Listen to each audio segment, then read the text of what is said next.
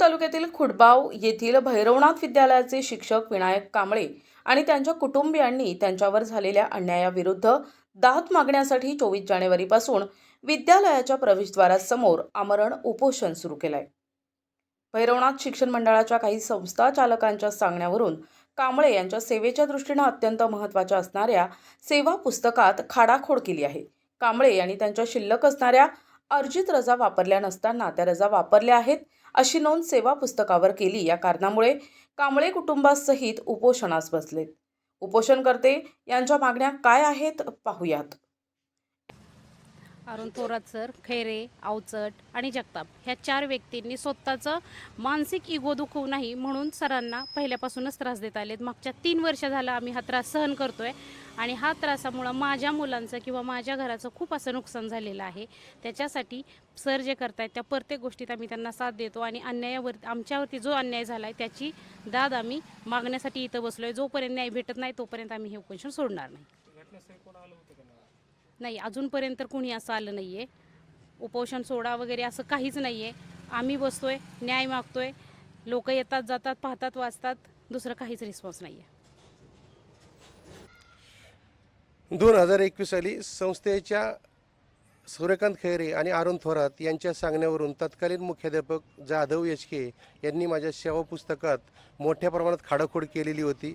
शिवाय मी रजा भोगलेल्या नसताना मी रजा भोगल्यात अशी त्या ठिकाणी माझ्या सेवा पुस्तकात नोंद केलेली होती। कारण मला माझ्या रजा भोगता येऊ नयेत म्हणून हे सगळं त्यांनी मिळून त्या ठिकाणी कारस्थान केलेलं होतं। माझ्या कुटुंबाचा आर्थिक छळ केलेला होता। मला वेतन वेळेवर मिळू नये याच्यासाठीही त्यांनी प्रयत्न केलेले होते। गेले 3 वर्षे या अन्यायाच्या विरोधात मी शिक्षण अधिकारी, शिक्षण आयुक्त, शिक्षण संचालक, त्याचबरोबर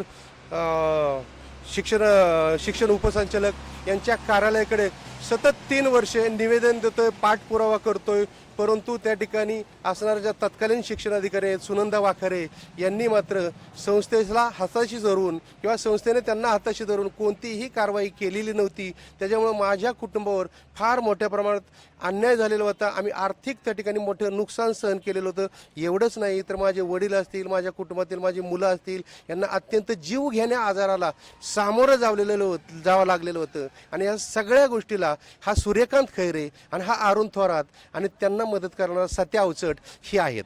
वास्तविक पाहता आत्ताचे जे असणारे जे शिक्षणाधिकारी आहेत भाऊसाहेब कारेकर यांनी माझ्या तक्रारीची दखल घेऊन, त्याचबरोबर शिक्षण उपसंचालक हारून अत्तार, शिक्षण संचालक संपत सूर्यवंशी सर यांनी माझ्या तक्रारीची दखल घेऊन 22 जानेवारी रोजी बैठकीचं आयोजन पुण्याला केलेलं होतं। वास्तविक आता जे असणारे जे ज्यांच्याकडे पदभार संस्थेने दिलेला आहे, वास्तविक शिक्षण अधिकाऱ्याची त्यांना मुख्याध्यापक किंवा कोणत्याही सहाय्याचे अधिकार नाहीत, परंतु संस्थेने त्यांना सहाय्याचे अधिकार दिलेले तात्पुरते। तर त्यांनी मला त्या बैठकीला उपस्थित राहण्यासंदर्भात सांगणं गरजेचं होतं। शिवाय संस्थेनेही मला तसं कळवणं गरजेचं होतं। माझ्याकडे तसं संस्थाचालकांचं पत्र येणं अपेक्षित असताना सुद्धा ते आलं नाही। मला झेडपीमधनं व्हॉट्सअपवर पत्र आलेलं होतं। त्या पत्राच्या अनुषंगाने इथं असणारे जे वरिष्ठ शिक्षक आहेत त्यांना मी विचारलं की बाबा तुम्हाला प्रभारी मुख्याध्यापकांनी काय सांगितलं आहे का की मला उद्या पुण्याला जायचं आहे, त्यांना काय तशा सूचना आहेत का, परंतु त्यांनी नाही सांगितलं।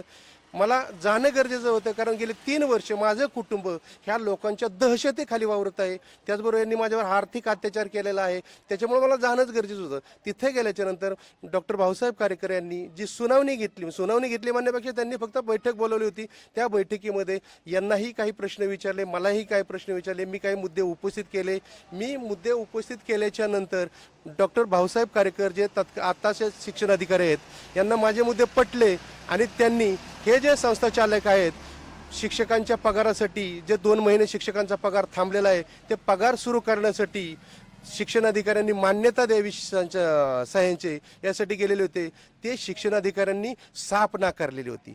हाच राग मनात धरून मी ज्यावेळेस 23ला शाळेमध्ये गेलेलो असताना मी सहीसाठी गेलो असताना आता जो त्या ठिकाणी त्यांच्याकडे संस्थेने चार्ज दिलेला आहे असे जगताप आर्यम यांनी मला मी आतमध्ये येत असताना सांगितलं शूज घालून आतमध्ये यायचं नाही आहे आणि सह्या करायच्या नाही आहेत। मी म्हटलं सह्या करायच्या नाही का करायच्या नाही आहेत, नाही करायच्या म्हटले तुम्ही काल विनापरवानगी घरी राहिलेला होता। वास्तविक मी विनापरवानगी राहिलेलो नव्हतो। यांनीच त्या ठिकाणी काय करणं मला पत्र देणं गरजेचं होतं की बाबा तुम्हाला शिक्षण अधिकाऱ्यांनी बोलवले, असं न करता उलट मीच विनापरवानगी राहिलो असं त्यांनी दाखवलं। वास्तविक हे सुद्धा त्या ठिकाणी ओढीवर गेलेले होते, मलाही यांनी ओढीवर सोडणं गरजेचं आहे. हा जो अन्याय आहे, ह्या अन्यायाच्या विरोधात माझं जे संपूर्ण कुटुंब आहे हे 24 जानेवारी 2025 पासून इथं आमरण उपोषणास बसलेलं आहे. आता शिक्षणाधिकाऱ्यांनी अनेक त्या ठिकाणी यांना पत्र पाठवलेले, तरी सुद्धा यांनी मला त्या पत्राचा माझं जे कुटुंब आहे दिनांक 24 जानेवारी 2025 पासून या भैरवनाथ विद्यालयाच्या गेटसमोर उपोषणाला बसलेलं आहे. वास्तविक मला न्याय मिळाला नाही, माझ्या कुटुंबाला न्याय मिळाला नाही, म्हणून दिनांक 28 जानेवारी 2025 पासून मी सुद्धा या ठिकाणी उपोषणास प्रारंभ केलेला आहे.